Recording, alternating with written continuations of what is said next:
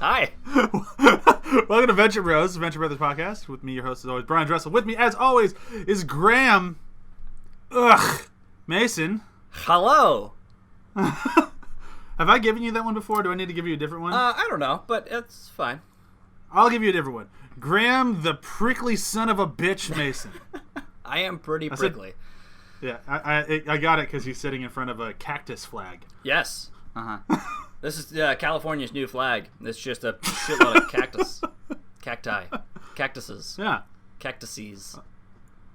And we have with us, as always, I'm just going to ignore everything Graham just said. Woo! Nick Olas, the Olas Friedemann. That is me.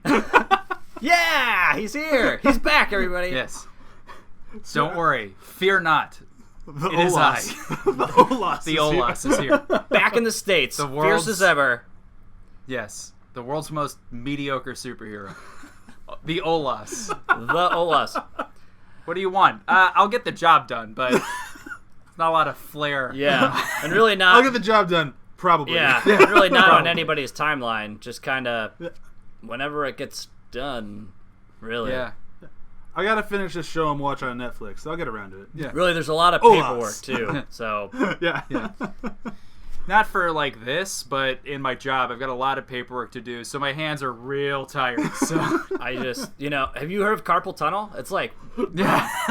It's real, man. it's real. Yeah. So, I'll be there. This is going from mediocre to being downright terrible. Like, That's kind of like Rusty Venture. He starts mediocre in the very first episode and goes to downright terrible. pretty much. Tied it back in. All right, so today's episode is one of my all-time favorites of Season 1, mostly because of the opening. The rest of the episode is good. The opening is so good, it makes the entire episode great. Yeah. But we'll get into that more. It's the trial of the Monarch. This episode was directed by Jackson Public, written by Doc Hammer, I believe. I have the wrong set of notes up. Yep, written by Doc Hammer. This one is the second to last episode, which is very exciting for next week, being the last episode. Hopefully no one dies. Spoilers. Before we go too far into this week's, though, I will let Nick tell us what happened. Huzzah. So, the episode starts off with a very different sort of style. You have Hank dressed up as Indiana Jones. Yep. You have Dean dressed up as, I'm not sure, but I'm going to guess Magnum P.I. Yes. Yeah, pretty much. And they're both like looking through some like treasure, which they find, which turns out to be things like googly eyes and other shit that you'd get at like a craft store. Yeah. Then It's a rainy day box. Yeah, rainy day craft box. Then Dean reads Sanskrit for some reason, and then you get to see Brok, which is, I think, like, it's around here that if you haven't figured out that it's some sort of weird fantasy or something, it's when you get to Brok and Helper, and you see Helper as this weird Death mecha, robot. Yes, that doesn't make any sense. You're like, oh, okay, I think I understand what this is. And you get to see, like, the Monarch come out, you get to see this statue come to life and then get killed, and you get to kind of see what the boys see when they're going through these missions. Or for sure. things. Yeah.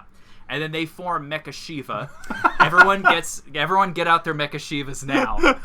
Mecha Shiva! Mecha Shiva! Mecha Shiva! Mecha Shiva. Mecha Shiva. Then from there you get to cut to the Monarch trying to argue against all of this, where he's just very frustrated. And then you get to see the actual trial, which is he's being put on trial for the murder of a cop, and the what's it called? The prosecuting attorney is, what's his name? Tiny attorney. Tiny attorney. Yeah. I almost said little attorney. Tiny attorney, who is a reference to Quato from Total Recall. And you get to see Phantom Limb. Everything kind of like snowballs, and what essentially happens is the Guild of Calamitous Intent is going to frame the Monarch for something else, and they're going to take away Tiny Attorney, and they're going to basically just like doubly screw over the Monarch, which is this thinly veiled Phantom Limb plan to get him out of the picture. Yeah. So really quick round the table, what do we think of this episode? I've made my opinion pretty clear, but It's great. Yeah. It's so awesome. I mean, and the beginning of the episode, I was telling Nick earlier that like when the episode started, I was like, oh shoot, did I accidentally watch second season? Like, what am I? Wait a minute, Mecha Shiva. Yeah. Now, It's I incredible. think this is the. I mean, I've been looking forward to this episode. I was telling this to Graham. I've been looking forward to this episode all season. This was the episode, I think, that made me realize, like, how great of a show this was. Like, I was interested. I was following it along with it. Like, I think that I actually started, I think I said this before, but I actually started probably in season 2 and then went backwards to watch it. But this was the first episode where I was like, oh, wow. Like, this is what this show can be. You have the world-building bit. You also have the comedy bit. And it all is pretty seamless in how they work together. Well, here's my thing, and just getting this one out of the way, is that we've talked a lot, like, ad nausea almost, of how much world building is in Venture Brothers, because that's what we really love about Venture Brothers, pretty much unanimously. But this one, I think, is the first time where they really cash in on the world they've built. Like, this one, there's still some world building in there. There's still characters that they mention here that don't really get seen till seasons later. Yeah. But, like, they sow those oats. But this is the first time where it's like, everything we've built so far, this would not work without. Exactly. Like, if you have not been watching up to, like, this one played anytime before second to last episode, it does not work. Yes. I don't think. Yeah. And I was talking, and we've mentioned it before, where, and I think we should still do, is take season 1, at least, and reorganize it in a way that we think it should be actually presented, since there are many variants of how this season should be presented. Right, yeah. And I don't think this could have any other place than either second to last or last episode of the season. Well, this one can't play last, like, because there's two characters who would they'd have a rough time being in this episode if the last episode play last. Yes. Well, we'll have to wait till next week to find out what that is. Yeah, I'm not gonna spoil that Dean get. Wait, We're going to have to bleep that out. shit. I'm not giving anything away. Anyhow, back to Venture Bros here. So the thing that this episode that I kind of want to get this stuff out of the way before we just start showering this episode with love is I want to talk about those things that it does set up for later, because there's things in here that I know there's some Venture Brothers fans that they don't like. Like, there's a lot of people out there who do not like the murderous Moppets. I find them hysterical, mostly because of their interactions with 24 and 21. But I do like that they were... And Dr. Girlfriend. They were mentioned this early. What'd you say? And Dr. Girlfriend. I think their interactions are pretty great, too. I mean... Yeah. The interaction with Dr. Girlfriend's always just creep me out. Yes. Yes. But it's I mean, totally they accurate, make but it me- totally fits. Yeah, oh, for sure. They make me laugh. She overlooks way too much. For them. Like, it's to an alarming degree. Can see your body, your naked body. Yeah. And she's like, oh, you. And you're just like, oh, that is not an OU statement. But, like, I like that this thing, like, in this bigger one is Monstroso. Like, Monstroso becomes a major player late in the season, and he was mentioned in season 1. Yeah. And I like that even then they knew that he was going to be this gargantuan behemoth of a man. Like, there's a photo of you on Monstroso's lap. Well, his lap is huge. There's 5 of us on his lap. Yeah. You also get to see, like, it's like, you do get introductions to Phantom Limb beforehand. I believe he's in at least one episode, which is the yard sale episode. I think he might be in one two. more. Yeah. I can't remember what. Yeah, maybe you're right. Yeah. But either way, there are these tiny little things, which is more of an introduction to him as like a gag than anything else. This is his first introduction to where you actually get to see Phantom Limb. And I actually think Phantom Limb is a really effective, scary villain. Oh, for sure. Yeah. And I think that's his real introduction is this episode, which is him disguising his voice kind of, but then just zapping both of the security guards, which is really scary.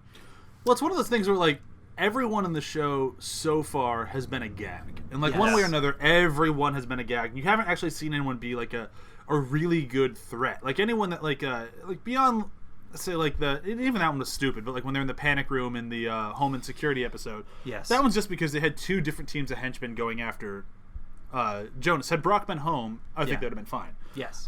This is the first time we actually see Brock go, like, oh, no, this is a big fucking deal. Yeah. Get down, get out of their way. Like, they can handle this. Yeah. Exactly.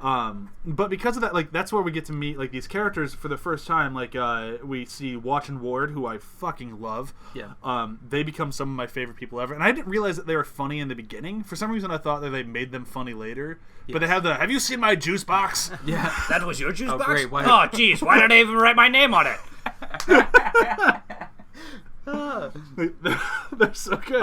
I'm back. But you have them, and then you have are you peeing in the Sovereign, corner? which you finally get to see. You get to see the strangers, which do they really talk about them as strangers throughout the rest of it?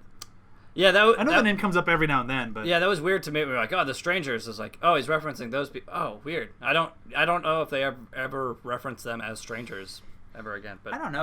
I really love that name. I do too. Like, it's a really good name. Mm-hmm. Yeah. But, like, I can't remember, like, maybe it's just because I haven't watched season 2 in such a long time that if they called them that. I know eventually they'd stop saying strangers, or that name wouldn't seem so weird to all three of us, but... Yeah. Yeah, I just think that they start to phase them out as, like, a kind of character group.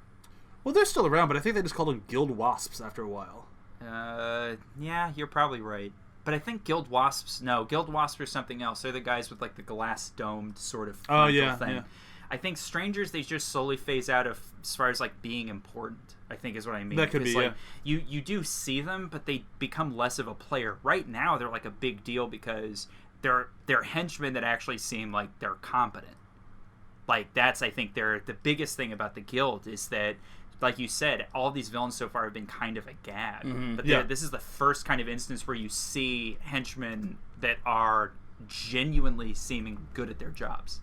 Because the only henchmen you've seen so far have been the Monarchs and Baron Underbites, which both of which are fine, but they're not your A team. I mean, but they get the job done by sheer numbers, not by exactly. Like, if you throw enough bodies at the problem, it'll get solved. Yeah. Exactly. Like, Underbite is the smarter of the two, and that's just because of how he was raised and how much ridiculous amounts of money he has. Whereas Phantom Limb, yeah, he's got a bunch of money and he's got a bunch of other stuff, but he, as sheer will and knowledge and intelligence, like, that's his power, right? And that is what gives him his, strength and his terror. You're like, this guy is capable of destroying a lot of things, and like anything he puts his mind to. And like, look at, like, this episode is where we get to see how he sets up this entire scenario for one result, and also makes it work for him in his love life. Yeah, that takes a lot it just shows of how and knowledge. Yeah, it shows how smart he is. Yeah. And I love that and this sounds really weird, but I love the manipulation that he uses. Like, he is just such a skeeve. Like, it's just, he is such a good villain. Like, you need some dry clothes. I happen to have your Queen Etheria costume here, which is basically you just naked. What are these hard parts? Yeah. Those are my tears. Mm-hmm. Tears. Okay, real quick. Great. Stranger is a reference to Dark City. Oh yeah, totally. Yeah, for sure. Okay. Yep. I just looked it up. I was like, that sounds so familiar, and they look, the costumes and everything look like that. Definitely. So that's what That makes a lot of sense. Yep, 100%. The one thing that I didn't catch, I think, in a long time, like, I've rewatched this episode a bunch of times. It's a good episode. But something I don't catch all that often is I've missed, I don't know how many times, Phantom Limb going for a boob grab. Oh, really? Yeah. I notice it every time. I've missed it so many times. Like, I guess I just look away at that moment because it's really downplayed. Like, Yeah. how often is poor Dr. Girlfriend fucking, like, just groped, where she's just like, oh, just knock it off. Yeah. Like, ugh. Well, I mean, think they dated and stuff like that too, so it's a little. Yeah. And But she's pretty, open about that stuff. I mean, from what we find out with a lot of, and the Moppets. That's true. She, Yeah. To me, I read it as, yes, exactly. I read it as, like, something that's not to excuse away his behavior. No. Because I think his behavior is not great. I think it's that's one way to put it. To put it Deplorable lightly. is another way. Yeah. Yes. I think it's mostly because they have that kind of weird connection of, like, they've dated before. Yeah. And he's doing a really bad job at trying to come on to her. But she's not really over there for that. But then, she, like you said, how often does it happen to where she's pretty blasé about the whole thing? Yeah. unfortunately, that's probably his move. Yeah. Like, that's his, like, I'm ready for us to have sex move, which is pretty sad. Well, also, I think it speaks a little bit to Dr. Girlfriend, and I'm forgetting her other Etheria. Queen Queen Etheria. That's her strength, as she knows that, her intelligence and also her sexuality is part of her ability to kind of not control, but at least affect other men and other villains. Yeah. I mean, with any relationships that she's had with Monstroso, with the Monarch, any of that stuff, and she uses it to, as an effectual thing, but also to kind of move her strength. So it kind of speaks to her as well, but it's pretty gross to watch it go down. Oh yeah. It's a weird moment, but I think it also speaks to how Phantom Limb is trying to manipulate the situation. I think in a weird sort of way, not that they needed to do that, but I think they needed to do something that shows like very clearly what his intentions are, which I think you can figure out, but I think when he really brings up that costume, you can tell. Oh, for sure. Well, I think also what speaks to her again is that he obviously sees her as his equal. As far as like intelligence, as far as relationship, no way. Else. I totally disagree with that. Really? I'm with Bryan. Yeah, no chance. He wants to own her. Yes. She is a trophy. Okay, so yes. Right. So to win at that, and he loses all the time, right? Yeah. And so like 100%. he keeps trying, and for whatever reason, that makes her more attractive and more whatever. But he can but that doesn't never... mean his equal. Yeah. No, so I won't say equal, but like his conquest, and he's still for sure. Yeah. He can't make it. She is the finish line, right? Like that. Yeah. That is the trophy arm candy he wants. Yeah, and I think that very clearly he does not view her as, a peer. I think he views her as the best subordinate that he could have. No, that's as high as he's willing to put her. Yeah, like once she would finally succumb to his boob grabbing, she would be the ultimate like hot chick wife to stand next to him and do no evil plotting of her own. Yeah.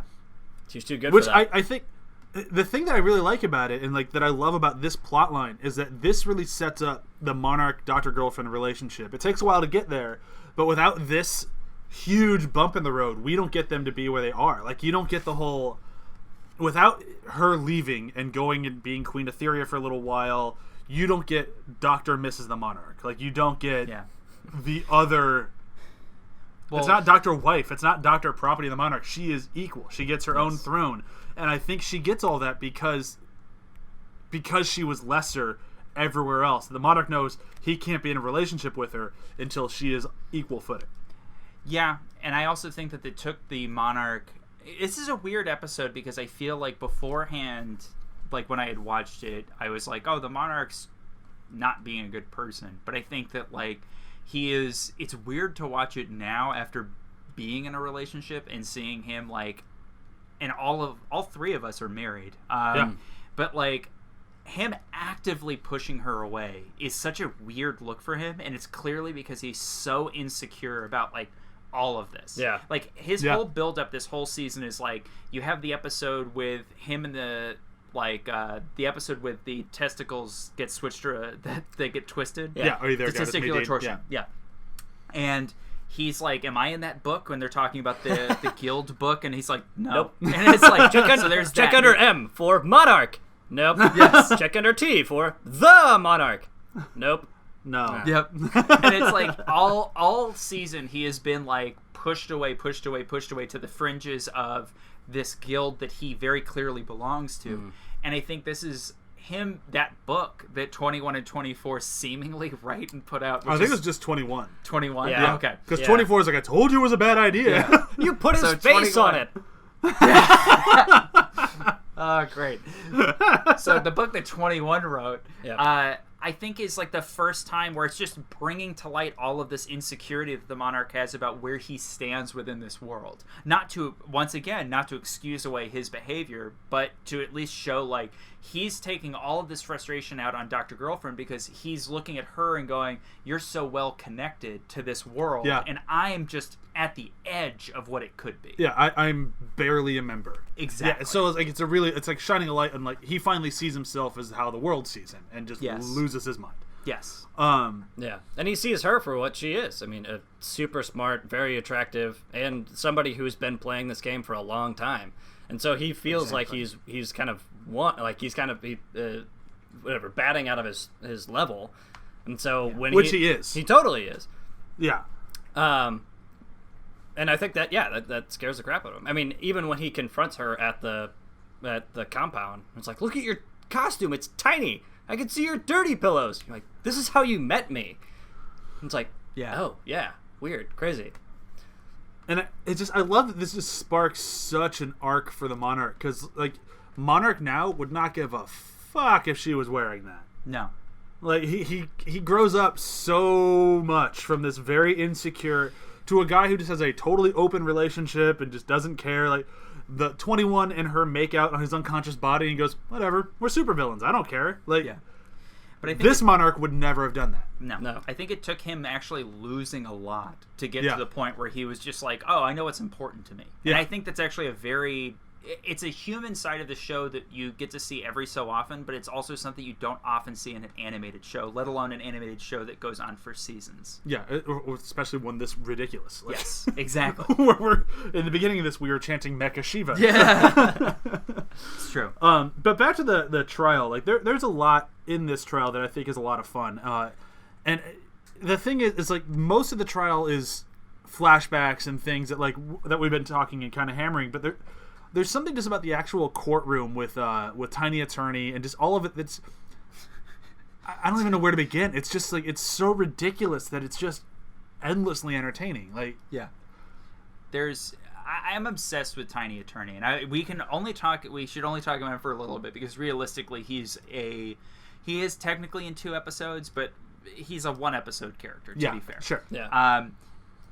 What a weird pull, number 1.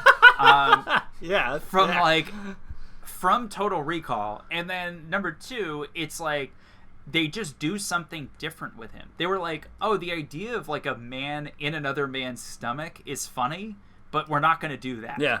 We're going to do something that is like, oh, he's just like a little southern gentleman. Like, what a weird thing. Yeah, like there's so many levels to it. Like, oh, okay, yeah, what if it's a tiny guy in a, invalid's body, and then he's an attorney, and then he's from the South, and then he's got a weird whistle. You're like, yeah, let's do that. Like, what? Yeah. And I love the way he's introduced. It's just like Total Recall does it. Yeah. It's like, really? Like, it is like very well put. Yeah. Strange pull. Yeah. Like, And I love the Monarch's just like weird treatment of him. You're like, yeah. And I'm talking about my condition. Oh, you have a condition? The Monarch is at an A+ during the trial, and I think that it's such a well-written series of sequences with him in the trial that's comparing and contrasting how terrible he is in real life, or I guess in the flashbacks. Yeah. And I think that there's this amazing moment where the judge is by a jury of your peers, and he's like, peers, and he's goes crazy. There's so many great moments like that where he just loses his mind, but you're also with him because you're like, this is bananas, this is crazy pants. And I love the his star witness is himself. And of course he would represent himself in trial. Of course he would. The Monarch does not hire a lawyer. Are you kidding me? He probably doesn't have the money to hire a lawyer, to be fair. Another little thing from this episode that we haven't really hit that I really enjoy is how 21 gets out of being the one who wrote the book. He fucking kills a guy. Yes! I wrote that too. They murder another henchman. Yeah. With a dart. I know all the henchmen are expendable, but with a dart. Go ahead. With a dart stabbed to the back of his head with a note that says, I did it. Yeah. I'm like, hey, what? Did he write that own note, and then did he stab it in the back of his own head? How did that work?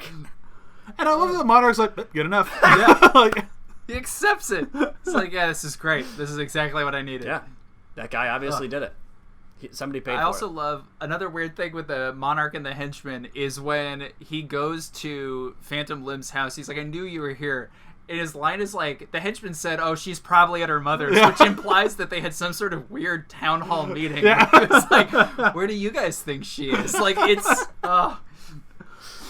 Oh, this episode has so many good little bits. It is, Yeah. and like kind of like how we were talking last week with the A story versus the B story. Like this is the one where the A story was like that was the meat and potatoes, and they stuck with it way more. And like the B story, it's fine. Like it provides some entertainment, and really all the B story is the boys have to be entertained. Yes. And like it's just like they do their own like mystery solving out in the lobby, which is just nothing. Like who chewed the gum? Like, Yes. But it does lead to, I have to bring up, it's one of my favorite moments with Hank, because Hank has been saying weirder and weirder shit throughout the entire season. And finally, they're talking about the strangers. And I don't remember exactly what Brok says to say, like, these guys are serious. He says they kill clean. They kill, no, because that's Hank's reply. Says, and they kill clean. Don't let dames get in the way.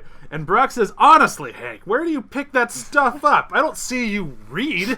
And Dean chimes in, it's weird, right? Like it's weird, right? And Brock's final, like, it's so good. It's like he's channeling some old dead guy. And then the end of that sequence is Hank going, do you think it's a cry for help? And then smash cut to something else. Oh, it's so good. That actual sequence is the fun. It was like the hardest I had laughed at the show up until that point was watching that point, because it was like, yeah, Hank does say some weird shit. Yeah. Like you're just like, ugh, it's great.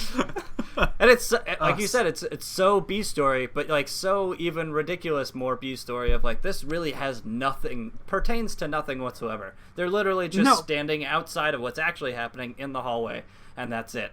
And this little conversation, I wrote this down too. And it happened, it's like maybe 10, 15 seconds. And it is hilarious. Yeah. Oh, it kills me. Like, just kills me. And there's so much in this episode that I just think is completely hysterical. Like, we didn't talk about him at all. The fucking statue in the opening. That's my favorite. Yes. Oh, it's so good. Oh, I'm sorry. Ow, my arm came off. I can't believe that happened. Oh, it's so good. The voice acting is perfect too, because he is so excellently monotone, which is like, ooh, like it's just nothing. Like he's giving you no emotional range. It's perfect. And your blood shall flow like a... Oh, my arm came off. Oh, it's so good. It's so good. And the Monarch has a great line right after that where he's like, well, you were busy castrating a priceless antique. And it's like... Oh, it's so fucking good. Oh, man. This really is... I don't know. Like, at the end of each season, I've already kind of talked with both of these guys. We're going to do something special I won't hear, and then we will rank, I think, our episodes. Yeah. And this one, if this one's not high on the list for everybody, I'd be very surprised. There's just so much in it that's great. Absolutely. What have I missed? Like, what have we not talked about? I think that what we should probably spend a little bit of time on is how the guild seems to operate, because I think that this was for a lot of people. We've, like you said at the beginning of the episode, we've talked a lot about world building. We've talked about, like all this stuff, and this is the first time they cash in on it.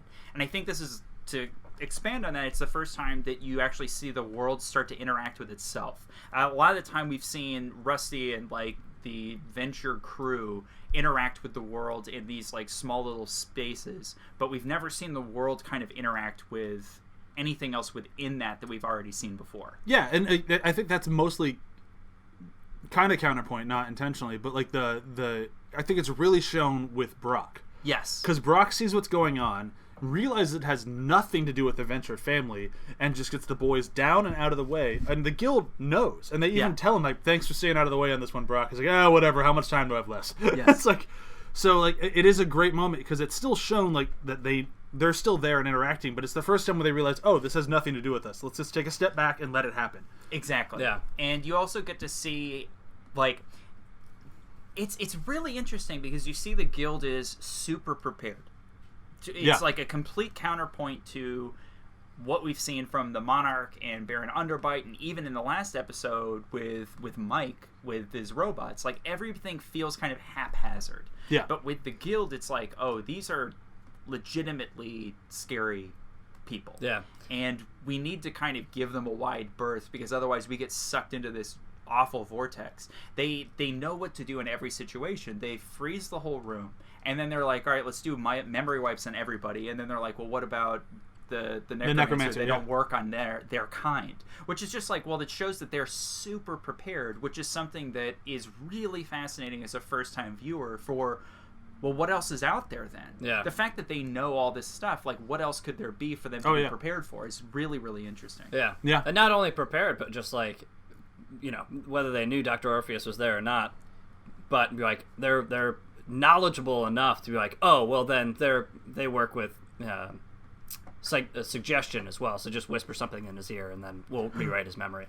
And it's like, wow, the ability to not only be prepared and then also be able to improv in the moment with, oh yeah, this will fix our problem no matter what, in this totally crazy world that exists.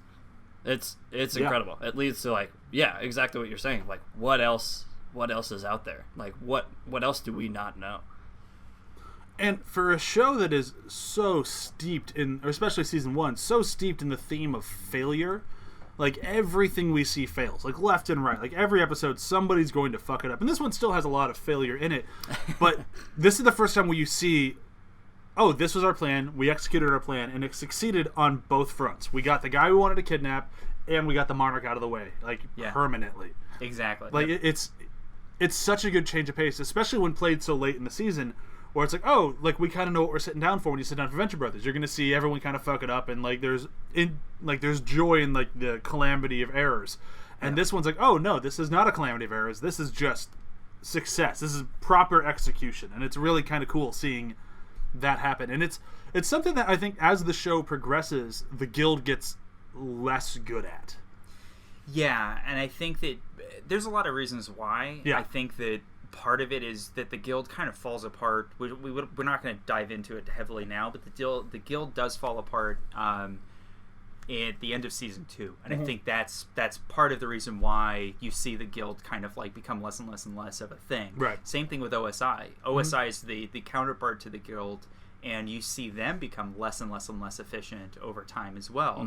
Not only does it make for better TV, because I don't think that it would be fun to kind of watch the guild just be this like unstoppable force or whatever. Right, yeah. But I also think that that a lot of what they set up in this episode, and we've talked about it, but that actions have repercussions. Yeah. And I think that for the guild, what ends up happening to the guild has a repercussion on the guild. And I think that they kind of explore that, and we'll go over that in future seasons. But like that's, I think, an important theme of the show is not just failure, but that failure has repercussions if the failure is big enough. Yeah, for sure. And like this one, like, it really kind of starts that off, like for sure. Like with the Monarch losing his shit and losing Dr. Girlfriend, kicks off an arc that goes a whole season, if not more. So yeah. Oh, like, 100%. Yeah, the story just keeps going. Yeah. And it's all because 21 wrote a book he should have written. Yes. And then killed a henchman he shouldn't have. Yeah. Oh god. Okay, so let's move into favorite moments. We've already talked about mine, which has to be the short conversation that ends with Hank, where do you pick this stuff up? So I'll go for a different. It's just a one-off line that I fucking love Dr. O. He's so good. Oh yeah. He kicks his way out of the bathroom and goes, "Don't be too hasty entering that room. I had Taco Bell for lunch." I don't know why I don't buy him having Taco Bell. I don't know what it is about him just like opening up a little bag with his magic and just like eating a burrito. But all right, I'll buy it. Yeah. I'll buy it. I mean, it could have been Quiznos. Yes, that's true. Yeah, it could have been. Quiznos still a thing? Yeah. I don't think. Is Really? it? I think so. In the Midwest, right? No? I don't Who know. cares about the Midwest? Yeah, it's a I'm flyover. flyover. Bye-bye. I hate that phrase. Me? So do I. I'm from there. You're all from there, Texas. technically. Yeah. I was born in Iowa. Like, you can't get Where? more of a flyover state. It's true. Did you say Ohio? What's Iowa? Duh. Hey. It's somebody who's trying to say I'm from Ohio, but then kind of screws it up and then gives up. Whatever. We're just a bunch of idiots out walking around. Oof. That's rough. That's the middle, indeed. It's also Iowa. Get it? Anyhow. Yep. Yep. All right, I'll go next. Should I explain it more? No. Okay. Yeah, go ahead. actually, So the we have first letter 30 is more I. minutes to burn. I stands for idiots. Okay. Then Yeah. we move into O for out. I'm gonna stop. I've lost you. All right. we didn't talk about this, but we've burned all the quotes that I love so much. Pierce is great. But we didn't talk about it, so I'm going to give a little shout out to the cop. It's weird to me that the cop seems like such a well-constructed character for that moment, and I know they're kind of playing off of like a film noir sort of like change off with the whole thing. But they give him such a cool sort of like attitude that it's weird that he never comes back. So I just wanted to give a shout out to that cop. But he was supposed to disappear, and he did. That's But what's weird to me... Good for him, honestly. What's weird to me is, though, it's like, why... I guess it's the difference between the Guild and just another supervillain is, why didn't they just kill him? Like, give him the money, and then, like, let him walk 50 yards, and then shoot him in the back, and then take the money back. That's how the Monarch would have done it. That's not how the Guild would do it. Yeah. Especially not Phantom Limb. Yeah. Well, not just Phantom Limb, I don't know. know. I actually think the Sovereign is the reason why. Because the Sovereign does have a certain code that that he abides by. Yeah, because I feel like Phantom Limb, if given his ability... Phantom Limb would have killed him immediately. Yeah, he would have just vaporized them without it. Like, would go to shake his hand and then just vaporize them. Yeah, that's a fair point. All right, Graham, last but not least, favorite moment. So I'll go with another Dr. Orpheus one, because I love him so much, and I love his just... So they're going to swear him in, and he's like, how cute, a Bible. If you don't mind, I have my own book for this little ritual. Be careful of its mouth. He's a nibbler. Did you notice that's the Necromonicon from Evil Dead? Yeah. It's so good. I just want to watch Evil Dead. I just want to watch the Dr. Orpheus do crazy shit. Yes. Good news. He's in season 2 a lot. Woo! Yeah. All right, so that brings today's episode to close. And then next week, oh boy, we have the season 1 finale. Finale. Along with that season 1 finale, I wasn't going to say it, but you know what, I will. So what we're going to do is we're going to, at the end of the episode, we will rank, I'll say the top 5. We don't need to go through the entire season because that'd just be boring as hell. We'll say our top 5 episodes of this season. And then all 3 of us are going to go through and we're going to list the order that we think season 1 should have gone in. Because there's the internet order and there's a Hulu order, and I think they're both fucking wrong. Yeah. And I'm going to say what I think it should be, and these guys will as well, and we'll see how it ends up.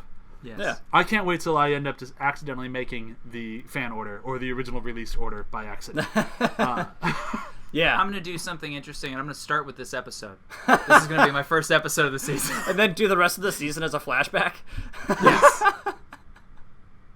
Perfect. Yeah. I don't see what's wrong with it. I couldn't possibly blow up I in my can't face. wait to hear how you defend that. So next week's episode will be a little bit of a longer one. That'll probably be our season finale tradition. I don't know yet because we've only going to have one of these so far. But I'm really looking forward to recording that one. Should be a lot of fun. Quick round of plugs before we get out of here. After the Hype is back up and running, you can check out our episode on what the hell did we talk about? Wrinkle in Time. That was a lot of fun. And then next week or this Thursday we have is this Thursday or last Thursday? I can't tell time. Time's a tricky bitch. Time is relative. Is it wrinkly? Yeah. It's not a flat circle. We have our puppet movie battle, which I'm very, very excited to share with all of you. And you can find all of that and this at athpod.com. Nick? Me? Assassin's Creed Odyssey. It's a game. I've heard of that. Yeah. No, I think it won't be out yet, but it'll be out sometime soon. Huh. So go pick it up. Yeah. Cool. And Graham, what are you plugging these days? Oh, you know, the usual. I did a video for LA Board of Tourism. So tour. Oh, cool. Tour LA. It's a town. Apparently, we've got good donuts or something. Graham and I, can we open up our own advertising company? No. I mean, yeah, but no. You sure? I feel like we'd be good at it. Nick and What do you Graham, call it? if you want to sell something, We might be for you, Yeah. but I don't know. Well, I'll be honest. There might be other people that are better than yeah, us. I mean, we could like. What a great we slogan. We could like Nick and help. Graham, go somewhere else. All right, so thank you everyone for listening. See you next week. Bye. Bye.